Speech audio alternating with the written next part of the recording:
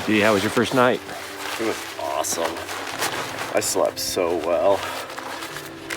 The elk were bugling all night.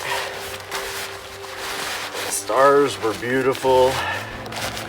And the clouds were moving over the moon. It was really cool.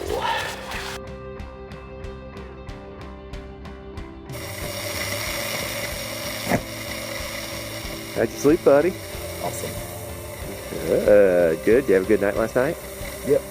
Good night. You? Great night. Cool. Yeah, I didn't even take out my camera. That's how good it was. How's the coffee? It's good. Thank you. Cheers.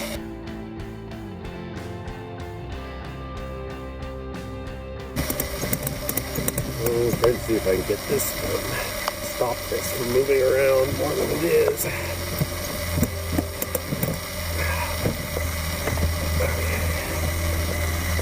Let's see how that works.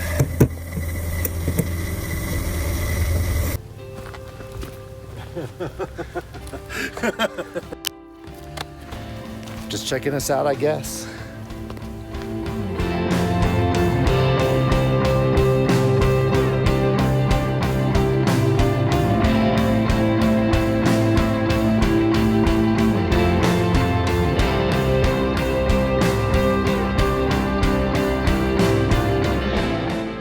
We set out from the base of Haystack Mountain. We then drive through Moab to grab some supplies, and then over to the Canyonlands Regional Airport to pick up Brad, who is flying in from Kansas City.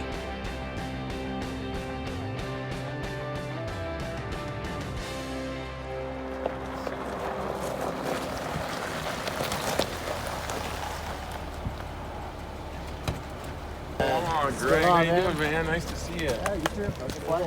Not bad. Man.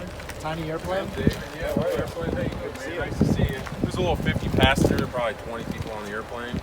We load up Brad and head over to Hanksville for our last shot at fuel and a meal.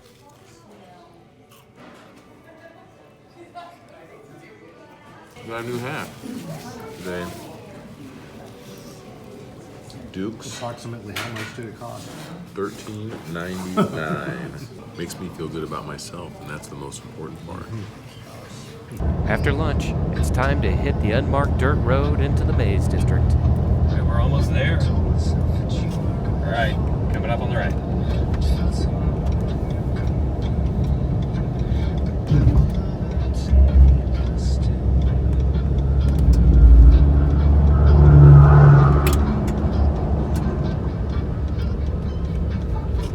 David, we could use that fuel truck.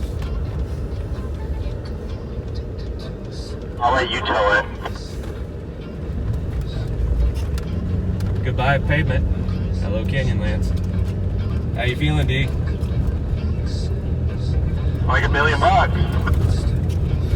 G, you excited? What do you think?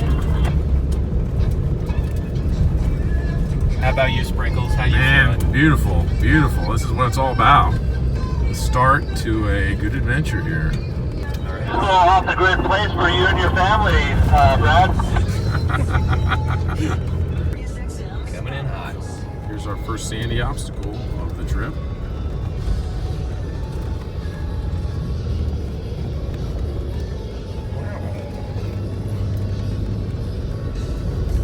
Just a simple drive into the maze to the ranger station. For peace. The road in had its moments. We really felt like we were getting somewhere close when we drove through these dunes.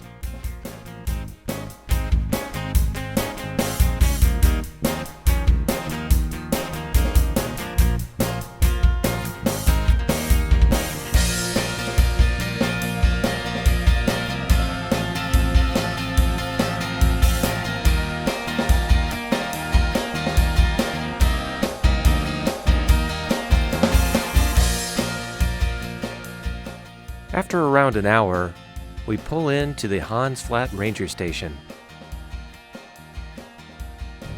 While at the station, I took a bit of grief for bringing a stock Raptor to the maze. The Ranger was obviously a Jeep guy, and obviously, I wouldn't understand that. It's a Jeep thing.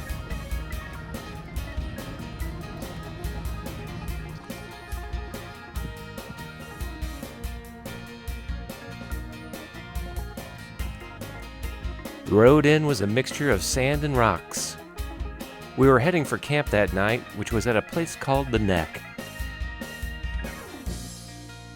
We were bouncing and banging around a bit, so we stopped to air down the tires to help the ride.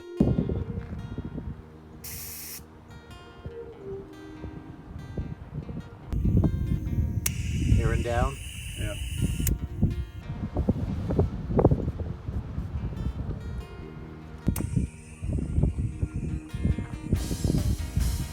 So you're gonna just do that one time. 4 times. 4 times. We stop often along the road, as there's many overlooks.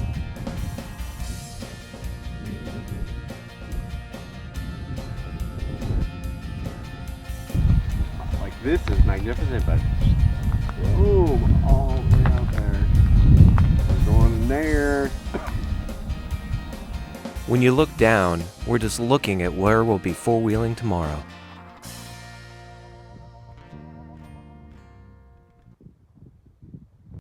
We arrive at the Neck.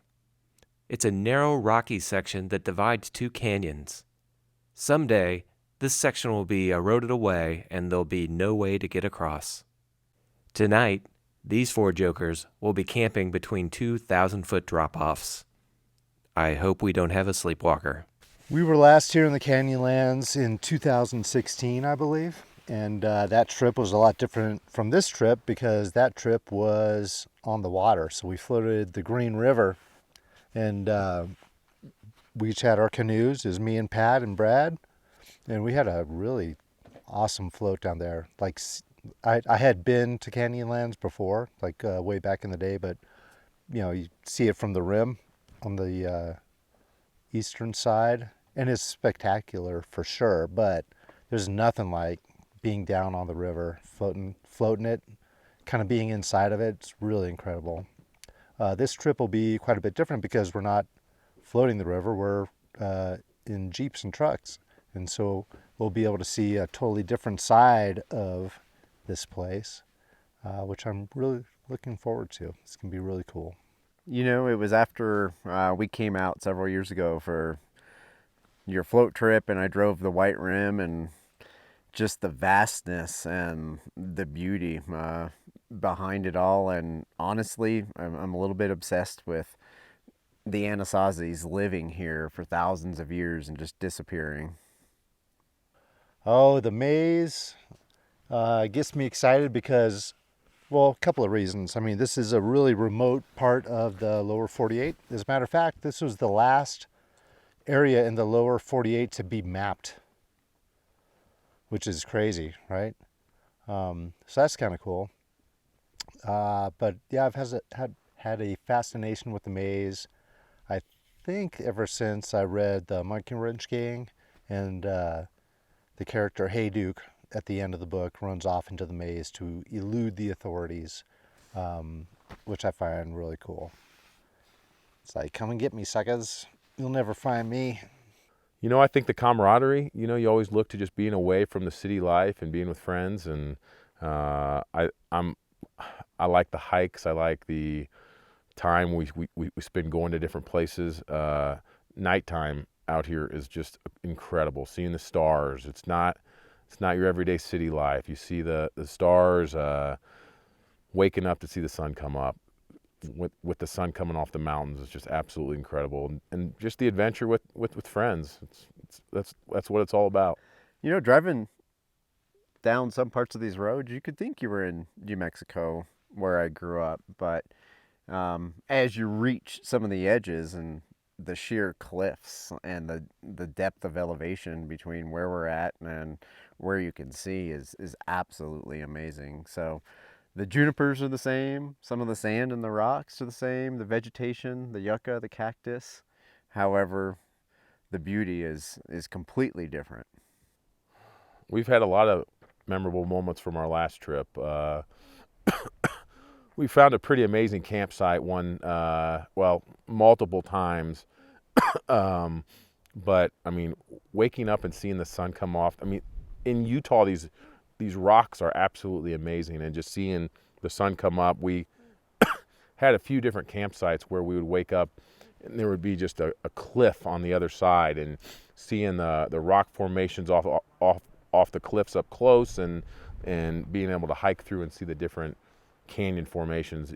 I mean, Canyonland National Park is like no other mountain range anywhere. It's incredible here, and it's always changing. You look one direction, the mountains are doing one thing. You look at different direction, they're doing something totally different. It's just absolutely beautiful here. Evidently, there's a part of the trail tomorrow or the day after tomorrow that could be interesting. So, figuring out how to get Bertha through there without giving her a tummy tuck, it's going to be a big one. Other than that, I think we're good. I think we're prepared. I think we've spent a lot of time thinking about this and making sure that we've got everything we need to be successful on our journey out here.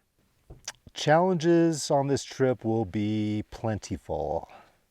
There's a lot of different ways that we can get into trouble. I think the biggest concern is just the size of that whale of a truck over there. It might not be able to navigate the path that we're hoping to do, but we're going to work hard. We're going to take big rocks like that and stack them up and try to make it an easy path. But I think that's going to be the biggest challenge. It's like, when do we really push it to get that truck through? The other types of challenges are more related to like water, fuel, and alcohol, the three things that fuel our trips. And so yeah, as long as we don't run out of one of those three, we'll be just great. It'll be peachy. Let's see, out of the big three, water, fuel, and alcohol, probably the most important is water. Because, you need water to live. We could just walk out of here if we have water. Going on these trips is always great, being with friends, but being able to share these memories and maybe coming back someday with my children is just it's just incredible, and learning about the rocks and the formations, and giving the kids more of a sense of adventure, of being out in a place they've never been before, and experience nature, wildlife, camping. Being in you just can't describe this place. We went to Colorado, and one of my sons talks about it all the time. But if you can imagine, that was in a hotel room. This is out in the middle of nowhere. There's no people around. This is something that he'll see once, and this will stick with him the rest of his life. And it's just beautiful here. The twins really want to see a picture of a snake and a scorpion. So those are two of my goals. I'll be turning over rocks and searching around at night with my flashlight, looking for something to bring back to them. And I'd love to share some of the Anasazi stuff with them. Of course, I won't take anything, but some pictures and some footage, and give them some of that history, I think they would really like that. I'm going to tell my boys, always have a sense of adventure. Don't be afraid to go out and experience things. Go out, and if your friends are just spending time in the city, it's amazing to be out with nature, to be out and experience things like the scenery you see behind me. I mean, keep going out, keep doing things, keep experiencing things. And when your friends say no, keep doing it anyway. Experience life to its fullest and enjoy it. Enjoy time with friends and family. So it's just beautiful out here. You just can't explain it. Like, so much of the world doesn't experience this awesomeness. They go to the touristy sites and they see the touristy things, but this is just, look at this place. It's amazing. It's the place where humans, Homo sapiens, have lived for thousands and thousands of years, and we get caught up in conveniences that we find necessities, I think coming out here really puts you back into perspective of what you're capable of and what just the earth has to offer you, not only in, sustenance, but on a spiritual level. Getting grounded a bit out here is something that's really important. But this is like a really just epic trip. I mean, just the scale of this trip and the scope of it, epic, epic, epic. This is really going to be good.